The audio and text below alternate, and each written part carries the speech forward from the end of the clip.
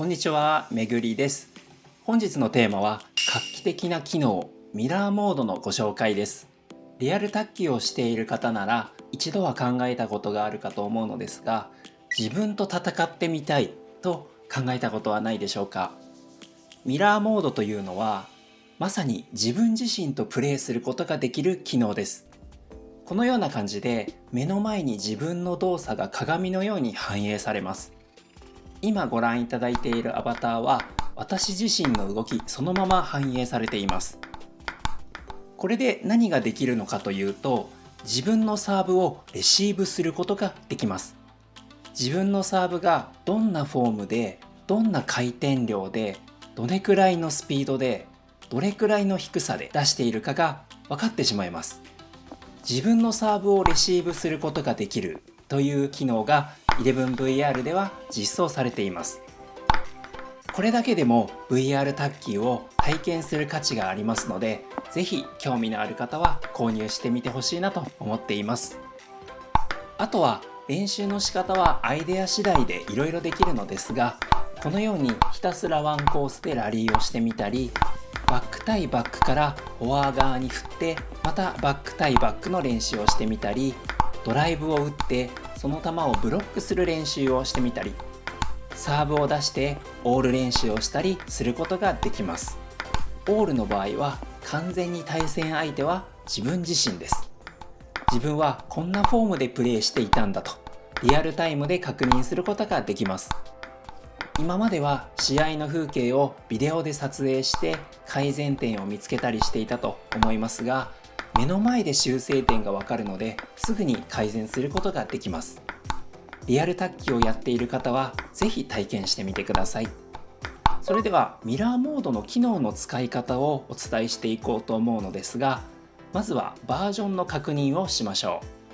う。バージョンが古いままだと使用できません。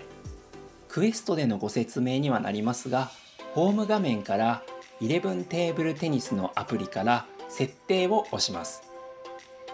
この中にリリースチャンネルと書かれた項目があります。この中からライブを選択してください。こちらを選択してゲームを再起動すれば OK です。ゲーム内に戻ります。すると左側にあるメニューに注目してほしいのですが、一番上にミラーを有効にするというモードがあるはずです。こちらをオンにします。すると自分の動きをそのまま反映したアバターが表示されると思います。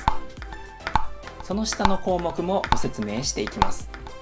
まず遅れと書いてある項目を見ていきます。この下のダイナミックディレイというのは後ほどご説明します。その下のバーから見ていきましょう。こちらは自分が打った直後にどれだけ球を遅らせて再生するかという項目になります。自分が打った直後にすぐに向こうからも球が出たら卓球にならないので、このレバーを調節する必要があります。レバーを上げるほど遅延が大きくなるのですが、例えば遅延時間を2秒に設定してみます。このような感じでだいぶ遅れて再生されます。例えば自分のサーブをしっかり観察したいという目的があったら、このレバーを上げて遅延を大きくして自分がサーブを出した後にじっくり見るということができます。ただリアルに練習する場合はもっと遅延を少なくする必要があると思います。ちなみに私は今は 0.45 に設定して練習をしています。するとこんな感じでリアルにラリーができているのかなと思います。スプレッドという項目は球を遅延させる時間をランダムで変更する機能です。このレバーを0にしていれば上の遅れの秒数が一定で遅延するのですが、スプレッドのレバーを上げるとランダムで遅延が速くなったり遅くなったりします。飛んでくる球に対して手が先に出てしまうことが多かったりと、タイミングを合わせるのが苦手という選手は飛んでくる球のリズムが違うので、このレバーをいじってみてもいいかもしれません。そしてダイナミックディレイのご説明なのですが、これは今ご説明したように自分が打った直後から一定の秒数を遅延させるのではなく、ボールがネットを通過した直後から何秒後に自分の動作を開始するといった機能になります。例えばロビングなどをして球の速度がだいぶ遅くなった場合、ダイナミックディレイをオンにしていないと相手が打球する前に球が返ってきてしまうことがあるのですが、これをオンにしているとラリーのピッチ速度が変わっても違和感が少なくプレーすることができるという機能です。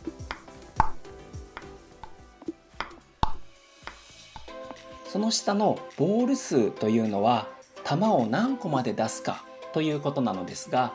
1を選択すると球を1つ出して、新たに球を出そうとすると前に出した球は消えます。最大5つまで出せるので、お好きな個数を選択してみてください。私はいつも5を選択して練習をしています。そして一番下のオリエンテーションという項目はオリジナルと反転があります。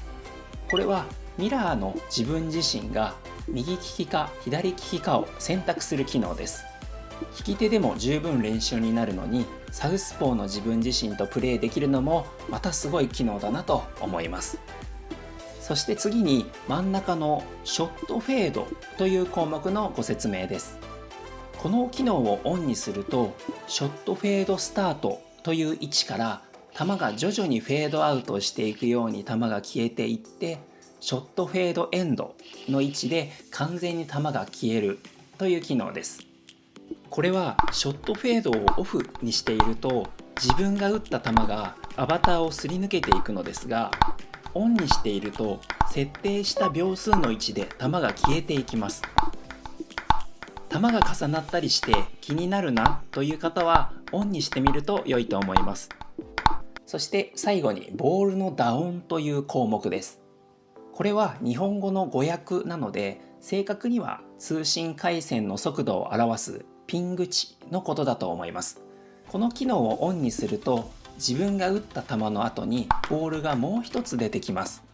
この機能は主に海外の方とプレーするときに遅延を解消するために使うことが多いと思いますが、ミラーモードは正直一人で練習することの方が多いと思うので、あまり遅延を気にする必要はないのかなと思っています。なので私はあまり使うことがありません。ということで機能説明は以上になります。私が間違って理解している部分もあるかもしれませんので、詳しい方はぜひコメント欄で教えていただければと思います。今回はミラーモードのご紹介をさせていただきました。本当に素晴らしい機能だと思いますし、リアル卓球では経験できないことが VR 卓球で実現することができます。ぜひリアル卓球をされている方には自分のサーブを受けてみてほしいですし、自分のドライブの回転量やスピードなども感じてほしいなと思っています。ぜひリアル卓球しかまだやったことがないという方は VR 卓球の世界を体験してみてください。ちなみにミラーモードは他の VR 卓球ゲームでも実装されています。これらのゲームもどれも素晴らしいので、ぜひやってみてください。このチャンネルでは 11VR や VR 卓球の魅力をたっぷり発信していきます。チャンネル登録と高評価よろしくお願いいたします。ご視聴ありがとうございました。